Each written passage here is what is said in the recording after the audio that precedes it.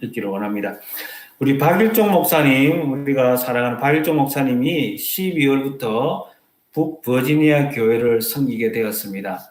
진심으로 축하드립니다. 북버지니아 교회는 워싱턴 DC 인근에 있는 교회입니다. 계속해서 좋은 소식이 들려오길 바라고요. 그리고 다음 주 기도는요. 자, 다음 주 기도는 우리 피성한 집사님, 그리고 금요 기도에는 김수진 집사님께서 인도해 주시겠습니다. 감사합니다. 하나님께서 오늘 우리에게 주시는 말씀은요, 요한일서 5장 말씀입니다. 오늘 특별히 온 본문을 통해서 하나님 우리에게 무엇을 들려주시고자 하느냐, 요한을 통해서 하나님은 자, 믿음의 본질에 대해서 우리에게 가르쳐 주려고 합니다. 믿음이 무엇이냐?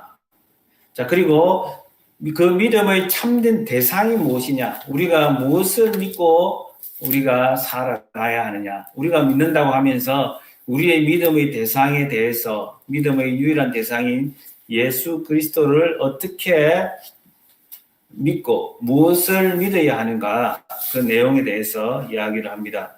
그리고 세 번째로 믿음의 사람은 어떤 삶을 사느냐? 믿음의 본질이 무엇이며 믿음이라고 하는 다른 말로 하면 믿음의 선물이 무엇인가에 대해서 요한은 우리에게 친절하게 안내를 합니다. 믿는 자는 하나님께로부터 난 자라고 먼저 요한은 말합니다. 믿는 자는 하나님께 난 자라는 거예요. 자, 이 요한의 언어입니다. 니고데모가 예수님을 찾아갔을 때에 네가 거듭나야 한다라고 이야기를 했습니다. 너는 위로부터 다시 태어나야 된다고 말했습니다. 물과 성령으로 다시 거듭나야 한다, 태어나야 한다는 것입니다. 사람이 한 번은 엄마 뱃속을 통해서 태어나지만 하나님의 자녀가 된다는 것은, 믿는다고 한다는 것은 바로 우리가 물과 성령으로 하나님으로부터 다시 태어나야 한다는 것입니다. 그리고 요한은 계속 말합니다. 믿는 자는 하나님께로부터 낳고 믿는 자는 자기를 낳게 해주신 하나님을 사랑하고 또한 그에게서 하나님으로부터 난 자를 사랑하는 거다라고 말씀합니다. 우리가 요약하자면은 믿는다고 말할 때 사람이 우리가 예수님을 믿는다라고 말할 때 우리가 신앙에 대해서 이야기할 때 우리의 신앙 믿음은 무엇이냐? 우리를 낳아주신 하나님과 예수 그리스도를 믿고 사랑하고 그의 백성인 하나님의 자녀들, 즉 예수 안에 있는 형제들을 사랑하는 것이 믿음이다라고 우리에게 가르쳐 줍니다. 요한은 계속해서 말합니다. 믿음은 세상을 이긴다라고 말합니다. 믿음은 세상을 이긴다. 세상은 요한복음 17장에서도 그렇고 요한복음 전체에서 세상이란 말이 굉장히 많이 되풀이 됩니다. 세상은 하나님이 창조하신 세상 피조물이기도 하지만 요한이 말하는 세상의 대부분은 뭐냐? 마귀와 사탄 마귀의 권세 아래에 놓여 있는 그 세력을 하나님으로부터 나지 않은, 물과 성령으로 나지 않은 그 세력을 세상이라고 말을 합니다. 이 세상은 단지 우리와 다르다는 것을 말하는 것이 아니라 하나님께 속하지 않았다라는 것만 말하는 것이 아니라 이 세상은 여전히 강력한 미혹과 유혹으로 하나님께 속한 자들을 넘어뜨리려고 마치 밀가부르듯 그렇게 하고 있다는 것입니다. 그래서 요한은 우리에게 너희는 세상이 우는 사자와 같이 밀가부르듯 우리를 삼키려고 하는데 우리를 세상에 잡아먹히면 안 된다는 것입니다.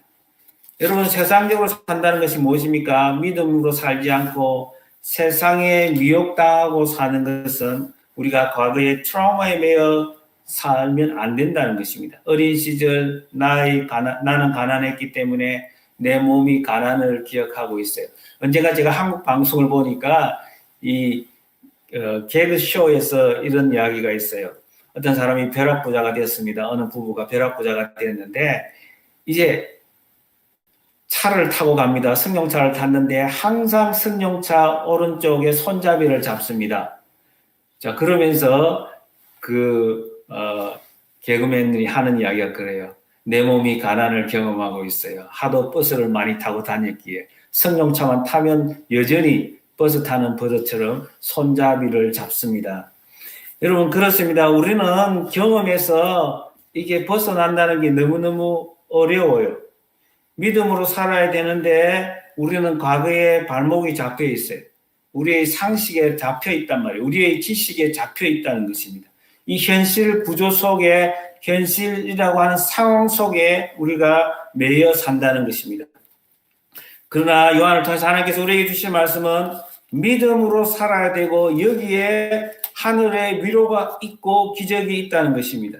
믿음으로 사는 자는 하늘 위로 받겠네. 나의 갈 길 다가도록 예수 인도하시고 믿음으로 사는 자는 하늘 위로 받겠네. 믿음으로 사는 자는 천국의 위로를 이 땅에서도 누릴 수 있다는 것입니다. 무슨 일을 만나든지 만사 형통하리라. 하나님 반드시 믿음으로 사는 사람을 지켜주시고 보존해 주시고 하나님이 책임져 주신다는 것입니다. 여러분은 과거의 논리에 매여 있습니까? 아니면은 현실의 논리에 매여 있습니까? 여러분, 성경에서 바알이즘이라는 게 나타납니다. 바알 신앙. 이스라엘은 바알 신앙 때문에 실패했습니다. 약속의 땅에 들어갔지만은 바알 신앙에 의해서 실패를 했음을 성경은 우리에게 보여줍니다. 여러분, 바알주의자들은 현실주의자들입니다. 지금 잘 먹고 잘 사는 것을 가르쳐 주는 게 바로 바알 신앙입니다. 이 현실에서는, 이 땅에서는 이렇게 살아야 된다는 거예요. 그러나 하나님은 신명기를 통해서 모세의 입을 통해서 요단강을 건너기 전에 요단강을 건너서 사는 그 땅, 젖과 꿀이 흐르는 그 땅에서도 하나님을 바라봐야 된다는 거예요. 그 땅은 하늘을 바라봐야 되는 천수답의 신앙을 가져야 된다는 거예요. 너희들이 웅덩이를 파놓고 물을 가둬놓고 그것을 하나님처럼 생각하고 살면 안 된다는 거예요. 새초부터 새말까지, 연초부터 연말까지 하나님의 눈은 항상 너희들을 바라보고 있는데 너희들 눈을 들어서 하나님을 보고 하나님과 눈 맞추고 살아야 된다는 것입니다. 현실론자들은 여기에 댐을 만들고 저기에 댐을 만들어서 그것을 하나님처럼 생각하고 살아야 된다라고 말을 합니다. 그러나 하나님 아닌 다른 모든 저수지는 터진 웅덩이와 같다라고 성경은 말하고 있습니다. 여러분, 이스라엘 역사를 보면 한국의 역사와 너무도 흡사하고 닮았습니다. 한반도가 분단이 되어 있는 것처럼, 남한과 북한이 있는 것처럼, 참으로 가나안 땅에 들어간 지 얼마 되지 않아서 솔로몬의 사후에 북이스라엘, 남유다로 이렇게 분열 왕국이 시작이 되었습니다. 분열 왕국이 시작되고, 자, 4대째 왕이 여호사밧입니다. 여호사밧은 그의 아버지 아사를 따라서 아주 신앙이 좋은 사람이었습니다. 여러분, 그는 한마디로 말하면 호인이었습니다. 사람이 너무 좋은 사람이었습니다. 하나님을 두려워하는 사람이었습니다. 그러나 그가 한 가지 실패한 게 있어요. 신앙과 현실을 따로 생각을 하기도 했습니다. 그래서 정치와 신앙을 처음에 분리를 시켰습니다. 그래서 북쪽 나라와 잘 지내는 것이 좋다라고 하는 상식을 선택했습니다. 그렇지 않아요. 잘 지내야죠. 그런데 아합하고 북쪽의 왕인 아합하고 사돈관계를 맺음으로써 여기에서 큰 문제를 발생시키고 말았습니다. 자기 아들 여호람과 아합과 이세벨의 딸인 아달랴와 결혼을 시켰단 말이에요. 그렇게 해서 이세벨이 섬기던 아합이 섬기던 바알 신앙이 이스라엘로 남쪽 유다로 들어오게 되었습니다. 패착이었습니다. 커다란 패착이었습니다. 돌릴 수 없는 패착이었습니다. 집안에 망조가 들게 되었습니다. 그렇게 하나님을 사랑하는 자 여호사밧도 현실적으로 북이스라엘과 잘 지내는 것이 좋은 게 아니냐라고 생각하면서 그만 하나님을 놓치고 말았던 것입니다. 자기는 예배도 잘 드리고 하나님과 관계를 맺어가지만 실제 삶의 현장에서는 현실 논리를 상식을 받아들이고 살게 되었다는 것입니다. 성경은 말합니다. 믿음이 없이는 하나님을 기쁘시게 할 수 없다는 거예요. 히브리서 11장 믿음이 없이는 하나님을 기쁘시게 할 수 없다는 거예요. 우리의 믿음은 우리의 모든 삶의 현장에서 그 믿음이 실천돼야 되고 그 믿음을 선포하고 인정해야 된다는 것입니다. 어느 한쪽 부분만 남겨두어서는 안 된다는 거예요. 어느 쪽만 선택해서는 안 된다는 거예요. 믿음의 강물이 우리 삶 전체를 물이 바다를 덮음같이 덮어야 된다라고 성경은 가르쳐줍니다.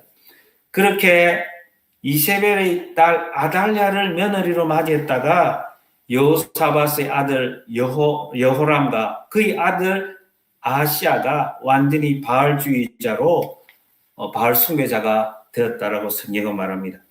그렇게 해서 하나님이 처형해서 하나님께서 예후의 손으로 아하시야마저 죽게 하면서 그때에 자기 아들 아하시야가 죽지 아달랴라고 하는 이 이세벨의 딸이 왕손들을 다 죽여버립니다. 왜요? 자기가 이참에 왕이 되려고 하는 거예요. 정말 구속사가 끊어지는 다윗의 씨가 끊어지는 절체절명의 순간 그런 상황이 되었습니다. 이때 하나님은 한 사람의 믿음의 사람을 사용하는데 그 믿음의 사람이 요세벳입니다. 여호사브앗이라고도 하죠. 요세벳. 자, 이 여인의 믿음을 통해서 다윗의 씨를 구해냅니다. 어떻게 해요? 먼저 그는 이런 왕궁의 아버지와 어머니가 바알주의자가 되었고 바알 숭배자가 되었고 남유다를 완전히 영적 질서를 무질서하게 만들었고 혼란스럽게 만들었지만 바로 그럼에도 불구하고 결단했어요. 나는 아버지와 어머니처럼 살지 않겠다는 거예요. 나는 끝까지 신앙을 가지겠다는 거예요. 그래서 이 공주가 요세벳이 요야다라고 하는 제사장과 결혼을 합니다. 여러분 생각해 보세요. 아버지가 왕이에요. 어머니가 왕비예요. 그 아버지와 어머니와 다른 삶의 길로 간다라는 것은 너무도 잃을 게 많아요. 그렇잖아요. 모든 걸 잃을 수가 있어요. 재벌 아들이 아버지와 어머니의 생각과 반대되는 방향으로 간다는 건 쉬운 게 아니에요. 그러다가는 자기가 물러받아야 할 좋은 것들, 재산들을 다 놓칠 수가 있지 않습니까? 자, 그렇습니다. 바로 요세벳이라고 하는 이 공주가 자, 바알 숭배자 부모와 다르게 여호와만을 섬기겠다고 하면서 제사장과 결혼한다는 것은 모든 것을 다 잃어도 괜찮다는 거예요. 하나님 한 분만 붙잡으면 된다는 거예요. 세상적인 기준으로 보면 확실히 역주행하는 것입니다. 거꾸로 가는 인생입니다. 망하려고 작정한 것입니다. 그런데 요셉은 믿음의 길로 갔습니다. 믿음은 보이지 않는 하나님에 대한 확신입니다. 이런 믿음이야말로 바로 그럼에도 불구하고의 믿음입니다. 모든 것을 다 잃어도 좋다는 거예요. 아니하실지라도 나는 여호와 하나님만 섬길 수만 있다면 여러분 믿음은 결단이라고 우리에게 가르쳐줍니다. 정말 이 요셉은 결단을 했습니다. 정말 아버지 어머니로부터 내가 버림을 받는다 할지라도 나는 믿음의 사람 요야다와 결혼하고 내가 공주의 지위를 내가 잃어버린다 할지라도 나는 그 안전판을 떼고서라도 나는 여호와 신앙을 가지겠다는 것입니다. 세상 부귀 영화의 꿈을 버리고 오직 하나님이라는 것입니다. 그분 한 분이면 된다는 것입니다. 주님 한 분만으로 만족하며 살겠다는 것입니다. 이것이 바로 신앙의 본령이요 인생은 선택이요 결단이라는 것을 우리에게 가르쳐 줍니다. 여호수아가 이제 백성들에게 마지막 말을 이렇게 했습니다. 그가 고별 설교에서 그러므로 이제는 여호수아서 24장 14절 15절 보면 그러므로 이제는 여호와를 경외하며 성실과 진정으로 그를 섬길 것이라. 너희의 열조가 강저편과 애굽에서 섬기던 신들을 제하여 버리고 여호와만 섬기라. 만일 여호와를 섬기는 것이 너희에게 좋지 않게 보이거든 너희 열조가 강저편에서 섬기던 신이든지 혹 너희의 거하는 땅 아모리 사람의 신이든지 너희 섬길 자를 오늘날 택하라.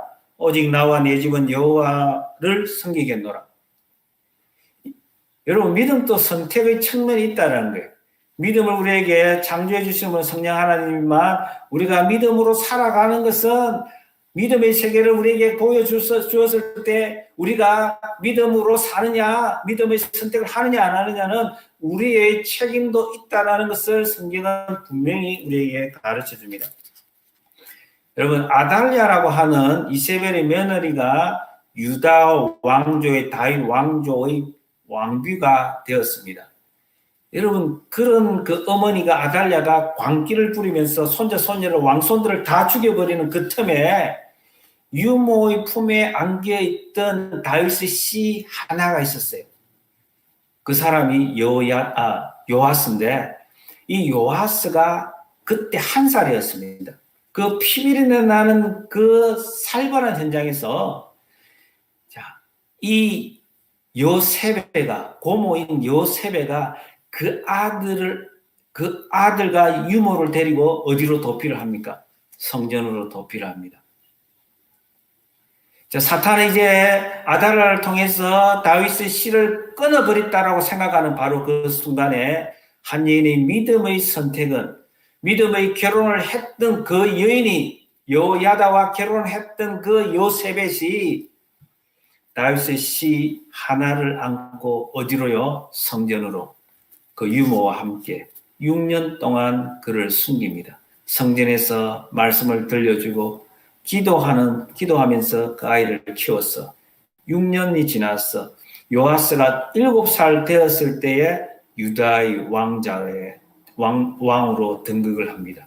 아달랴의 시대는 끝이 나고.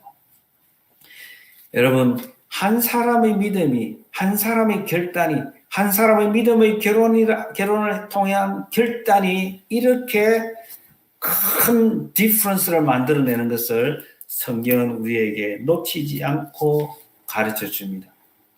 믿음의 사람도 얼마든지 실패할 수 있다라고 가르쳐 줘요. 요사밧의 그 정치적인, 정략적인 결혼을 통해서 이스라엘의 문화가 유다 속으로 들어오게 되고 그 딸 아달랴가 온통 영적으로 남유다를 망조가 들게 만들었지만 그러나 한 사람의 믿음의 여인을 통해서 하나님께서 약속을 회복시키고 약속을 기억하시고 이스라엘을 재건하시는 다시 리빌딩 하시는 것을 우리에게 보여주는 것입니다. 여러분, 믿음은 현실과 상황을 이깁니다. 부모도 이기고 그 무엇도 끊을 수 없는 관계가 부모인데 그 부모 그 단란한 그 관계조차도 그 어떤 것도 하나님이 우리에게 주시는 그 믿음은 어떤 장벽도 넘어설 수 있다라는 것을 우리에게 가르칩니다. 환경도 이기고 세상을 이기고 사탄이 지배한 그 세력을 이길 수 있다라고 우리에게 말씀을 들려주는 것입니다. 히브리서 기자는 말합니다. 히브리서 11장 6절입니다. 믿음이 없이는 하나님을 기쁘시게 하지 못하나니 하나님께 나아가는 자는 반드시 그가 계신 것과 또한 그가 자기를 찾는 자들에게 상 주시는 이심을 믿어야 할지니라. 믿음이란 모름지기, 히브리서 기자를 통해서 하나님 말씀합니다. 믿음이란 모름지기, 믿음은 하나님을 기쁘시게 하는 건데 믿음이 없이는 하나님과 상관이 없다는 거예요. 하나님을 기쁘시게 할 수 없다는 거예요. 두 가지입니다. 믿는다고 하는 것은 하나님께 나아간 자는 믿음 나아가는 반드시 하나님이 계신 것과 하나님은 살아 계신다는 게 세상이 무너지는 바로 그 순간에서조차도 하나님은 살아 계신다는 거예요.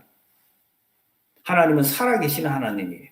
우리 모든 것을 보고 계시는 분입니다. 우리가 아무리 억울한 상황에 처했다 할지라도 우리가 슬픔 속에 잠겨 있다 할지라도 하나님은 우리와 함께 계시고 살아 계시는 하나님입니다. 전능하신 하나님입니다. 그가 살아계신 것과 그가 자기를 찾는 자에게 상 주시는 이심을 리워드 해주시는 하나님이라는 것을 믿어야 한다는 거예요. 그것이 믿음의 요체라는 거예요. 믿음은 하나님을 기쁘시게 하실 뿐만 아니라 믿는다고 할 때는 살아계시는 하나님, 하나님은 살아계시다, 반드시 살아계시다는 것을 믿는 것이고, 하나님을 찾는 자에게는 리워드가 있다, 상이 있다는 거예요. 그 상이 뭐냐?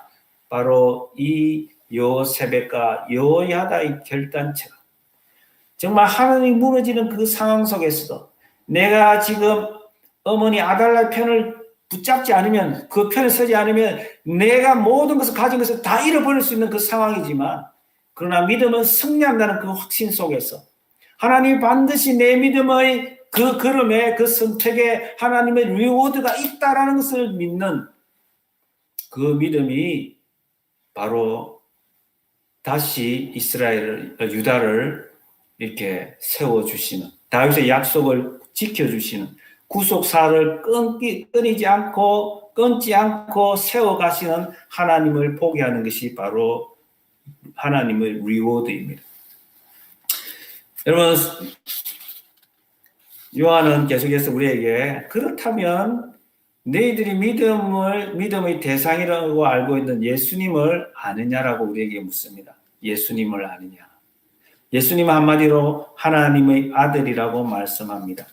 우리가 믿는 하나님은 삼위일체 하나님입니다. 삼위일체의 핵심이 무엇입니까? 바로 제2위인 예수 그리스도 성자 예수님이 하나님의 아들이라는 사실이에요. 그분이 하나님과 동등하고 그분이 하나님과 본질이 같고 본체가 같다는 거예요. 이것을 성경의 논리로 예수는 하나님의 아들이라는 것입니다. 하나님의 아들은 하나님이라는 사실입니다. 예수 그리스도는 물과 피로 이 땅에 오셨다라고 말씀합니다. 예수님이 세례를 받았고 예수님의 사역을 시작했던 것처럼, 예수님의 사역을 십자가에서 마쳤던 것처럼, 시작은 무리요 끝은 십자가였던 것, 십자가에서 피였던 것처럼, 예수 그리스도는 영지주의자들이 아는 그런 하나님이 아니라, 그런 사람이 아니라 바로 물로 시작하고 피로 마친 바로 이분, 육체로 확실하게 하나님 100% 하나님이면서 100% 사람이 되어 오셨던 분이 바로 예수 그리스도라는 사실입니다. 여러분, 세 가지 증거에 대해서 말합니다. 물과 피, 물 세례를 받을 때 하나님의 음성이 들립니다. 이는 내가 기뻐하고 사랑하는 아들이라는 것입니다. 그리고 요한복음 19장 34절에 보면 예수님이 십자가에 매달려 죽으시고 모든 사람들을 뼈를 꺾는데 예수님을 보니 예수님이 이미 숨을 거두었습니다. 그래서 한 군인이 창으로 예수님의 옆구리를 찌릅니다. 그때에 그 군인들이 대장이었던 십자가를 못 박는 데에 책임자였던 백부장이 어떻게 말합니까? 그중 한 군인이 창으로 옆구리를 찌르니 그 피와 물이 나오더라. 그러면서 백부장 입을 통해서 확실히 하나님의 아들임을 알게 했습니다. 예수님은 피와 물로서 우리에게 그 인생이 완전한 육체였음을 가르쳐주면서 또한 하나님이라고 증언하고 있습니다. 성령은 하나님의 증언입니다. 성령을 통해서 예수님이 부활하셨고 예수를 믿는 자들에게 성령이 우리에게 찾아오셔서 바로 예수 그리스도가 하나님의 아들임을 우리에게 가르쳐줍니다. 이 세계가 물과 피와 성령이 하나라는 거예요. 어그리한다는 거예요. 세 정언이, 각각의 정언이, 테스트모니가 같다라는 거예요. 일치한다는 것입니다. 서로 다르지 않다는 거예요. 서로 무엇을 이야기하느냐? 하나님의 아들인 것을 증언한다는 거예요. 그리고 요한은 이제 마지막으로 참 믿음의 대상을 지나서 영생에 대해서 이야기를 합니다. 믿는 자는 영생을 누려야 한다는 것입니다. 우리가 천국에 대해서 믿으면 천국이다라고 이야기하면 되는데 요한은 영생이라는 단어를 너무너무 즐겨 사용하는데 요한의 언어입니다. 이 영생은 관계적인 언어요, 사랑의 언어입니다. 사귐의 언어입니다. 우리가 하나님을 믿는다고, 예수님을 믿는다라고 하는 것은 이 땅에서도 영생을 누리는 것입니다. 영생을 누리는 것으로 시작한다는 거예요. 이 영생은, 영원한 생명은 그냥 죽지 않고 즐기게 살게 만들어주는, 고통을 당하면서도 즐기게 살게 만들어주는 그것이 아니라, 이 영생은 바로 예수를 통해서 경험할 수 있고 예수 안에 있는 생명이라고 말합니다. 하나님의 생명인데 예수를 통해서만 경험할 수 있는 생명이라고 말씀합니다. 우리에게 믿음을 주셔서 하나님과 관계 속에서, 예수님과 관계 속에서 하나님의 생명을 날마다 맛보며 살게 하셨다는 거예요. 그것을 누려야 된다는 것입니다. 영생을 맛본다는 것은 바로 하나님을 경험하는 삶을 산다는 것입니다. 여러분, 우리가 너무 천국 이렇게 죽어서 갈 곳만 생각하면 문제가 많이 있어요. 한번 생각해 봅시다. 여러분, 우리가 어느 나라를 여행을 할 때, 대한민국을 여행하고 유럽을 여행하려고 하면 비자가 있어야 되고 패스포트, 여권이 있어야 됩니다. 그렇잖아요. 이 영생이 없이, 영생에 대한 확신이 없이 영생을 받지 않은 사람이 천국에 간다라는 것은 여러분 그게 말이 안 되는 거예요. 하나님은 이 땅에서도 우리에게 천국에 대한 보증을 주시고 확신을 주시면서 하나님을 맛보게 하며 살게 하십니다. 자, 그것이 바로 믿음을 통하여서 우리에게 주시는 선물입니다. 영생입니다. 자, 믿음의 본질이기도 합니다. 믿는 사람은 하나님과 교제하며 살고 예수님과 교제하며 살고 사랑하며 살게 되어 있습니다. 그 사랑이 형제 사랑으로까지 이어진다라고 하는 것이 요한의 가르침입니다.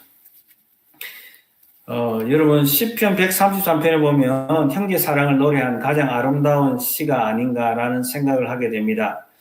보라, 형제가 연합하여 동감이 어찌 그리 선하고 아름다운고, 머리에 있는 보배로운 기름이 수염 곧 아론의 수염에 흘러서 그의 옷깃에 내림같고, 옷깃까지 내림같고, 헐모의 이슬이 시온의 산들에 내림같도다. 거기서 여호와께서 복을 명하셨나니 곧 영생이로다. 여러분, 거기서가 뭐예요? 형제가 연합하여 동거하는 것.